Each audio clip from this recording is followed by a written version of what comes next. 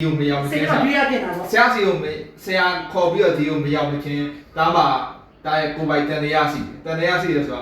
ဒါဒီကုမ္ပဏီကဟုတ်ပြီဒီကုမ္ပဏီကဒီလိုမျိုးဆိုလို့ဆိုရင်ဘယ်လိုဖြစ်ပြီးတော့ဒီပေါ့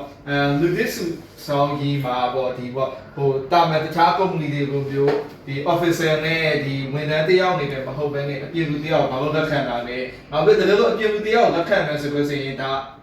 အဘခါကိုဒီစပြီးတော့ဝင်မယ်ဆိုကြတဲ့တခြားနေပေတွေကဥမာ AI ရနေကြတယ်ငါတို့တခြားနေပေတွေအတော်လေးလာတဲ့ခါမှာဒီပေါ့ဒီအဘခန်လုပ်ငန်းတွေပါတကယ်ဖြစ်တဲ့ main issue ကဘာလဲဆိုတော့ဒီဟို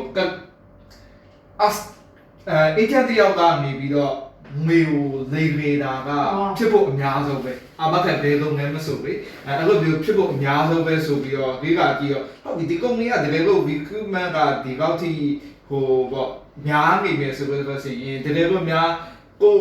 မဟုတ်တဲ့တခြား agent တယောက်ကအဲ့လိုမျိုးမတမာဆိုရောင်းဆိုလို့ဆိုရင်ဒီကိုယ့်ရဲ့ customer တယောက်ကိုဘယ်လိုမျိုးအဲ့ဒီဖြစ်ခဲ့တဲ့ case တခုသူများသိသွားလို့ဆိုတော့ဘယ်လိုမျိုးပြန်ပြီးတော့စင်ပြရမယ်အဲ့လိုမျိုးစင်ပြနိုင်ဖို့အတွက်ကုမ္ပဏီကဟိုဘယ်လောက်ထိဒီကာဗာလုပ်ပေးထားပဲဘယ်လောက်ထိဒီတော့သူ့ရဲ့ဝန်ထမ်းတွေသူ့ရဲ့ဒီ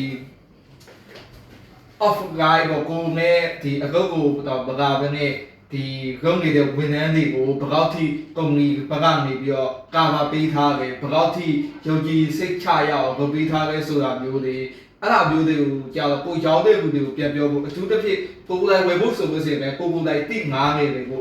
ကိုယ်တိုင်ကမဝယ်ခြင်းတဲ့ပစ္စည်းတစ်ခုကိုတော့ဘယ်သူမှတွားရောက်လို့မရဘူးအဲ့လိုမျိုးပေါ့အဲ့လိုမျိုးကိစ္စတွေနဲ့ပတ်သက်လို့ဆိုလို့ရှိရင်ဒီပေါ့မနာပြောလို့ရှိရင်ဒီကိုမရောက်မချင်းဒီဟိုခုနေစုပ်မရောက်ချင်းစကုကမရောက်ချင်းဟုတ်စကုမရောက်ချင်းကျွန်တော်ဒီစုလေးဘက်ကဒီပေါ့ဒီတော့ဒီကုမ္ပဏီမှာအခြေခံမယ်လို့မထင်ဘူးဥပမာဘယ်လိုမျိုးတော့ဘယ်ရဲ့တနိုင်မဟုတ်လေးအဲ့ဒါဒီလိုအဲ့ဒါတော့တဲ့လူတွေရဲ့မေးတဲ့မေးခွန်းပေါ့နော်အဲ့ဒါကသားတို့လည်းတင်တယ်နောက်ပြီး jam step မှာလည်းတင်တယ်ပေါ့ဒီတော့ recruit တွေအများကြီးခေါ်နေတယ်ဟိုလူရောက်ဒီလူရောက်ဆိုရင်ငါတို့ကဒီပတ်စံတွေကိုလိန်သွားတယ်လို့လည်းအဲ့ပြဿနာတက်မှာဆိုတော့ diet ကြီးကလုံးဝ agent ပတ်စံမကောက်ပါဘူးလုံးဝမကောက်ပါဘူးအမားတို့အဲ့လိုပတ်စံမကောက်တော့ကျွန်တော်လေနေလာယူပါလားငါတို့လာတိုင်းပြင်မလုပ်ဘူးအဲ့တော့ဘာလို့တင်ကြတယ်လဲဆို6နှစ်ပြန်ဝင်ရမှာသူဝယ်တယ်ဆို6နှစ်လုံးလုံးအမတော့မကောက်နိုင်ဘူးအဲ့တော့အခုအမက तू ကောက်လိုက်တယ်ကွာအမလည်းရိုးရိုးသားသားပတ်စံကောက်လိုက်တယ်ဒါပေမဲ့အမဒီလမှာအမထည့်ဖို့အားနေသွားတယ်ဆို तू ကဒုံးနဲ့ဖြစ်သွားတယ်အမ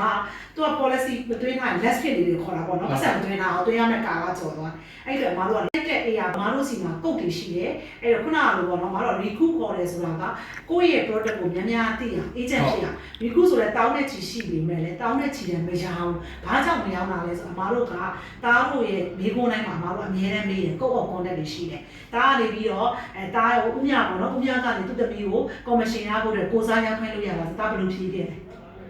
ဥမြကောမစင်ရောက်တဲ့ကိုစားတကယ်လို့စနစ်တကျသူ့တမီးကိုသူ့တမီးကိုကိုစားရောက်ခိုင်းတယ်ပေါ့နော်ကိုဥမြလည်းရှားမရဆိုတော့ရှားမရအဲ့ဒါတားစနစ်တကျတမီးကိုစမြခိုင်းဆိုကြမရဘူးလေတားသူ့တမီးက blind စင်လည်းမရဘူးဘာမှမရညောင်းလို့မရဘူးတားအဲ့ဒါမတို့ဥပဒေမှာပါပြီးသားအဲ့တော့မတို့က agent တွေသိရမယ့်အချက်တွေ agent တွေမလုပ်ရမယ့် misunderstanding ဆိုတဲ့ဒီရောင်းတဲ့ဟာအကုန်ရှိတယ်အဲ့ဒါအဲ့ over promise မပေးရဘူးအချက်73ချက်နော် agent တွေလုပ်ရမယ့်ဟာအဲ့ဒါလည်းတော့ license စာအုပ်မှာပါပြီးသားအဲ့ဒါမဲ့ဘယ်လိုလဲဆိုတော့ professional တွားမယ်ဆိုရင်တော့အကုန်သိနေရမယ်။ကိုယ့်ရဲ့ဟိုအမအရင်တော့ဆိုအမရဲ့အတင်းနဲ့မယ် almost course အရန်ကိုစမ်းဖို့ယူသားဖြောင်းနေတာ customer ပေါ်မှာလည်းဖြောင်းမယ် agent ပေါ်မှာဖြောင်းမယ်။အဲ့လိုပေါ့နော်အမကစားတာလည်းနားမလဲအမတို့ဒဲသွားတာကြီးပေါ့နော်။ဒါကတော့ marketing system နဲ့တစ်ခုဖြစ်ပေမဲ့အမတို့ကုမ္ပဏီကအရန်ကိုဤတစ်တို့ဘာတို့ကိုယ့်ကုမ္ပဏီအရန်ကြီးတဲ့ကုမ္ပဏီဖြစ်တယ်။ compliance နဲ့အရန်ကြောက်တယ်။ဘာလဲဆိုရင်ဥပမာပေါ့နော်တားအောင်အမကတားတယ်မနဲ့ရင်းနှီးတယ်။တကယ်ကြီးရင်ရောဆိုရင်ငါပတ်စံပြပါမယ်နေလက်မှတ်မှာထိုးလိုက်လို့မရဘူး။မောင်ရီကဖုန်းဆက်တယ်။အကိုကိုယ်တိုင်သွင်းတာလားအကိုနားလိုက်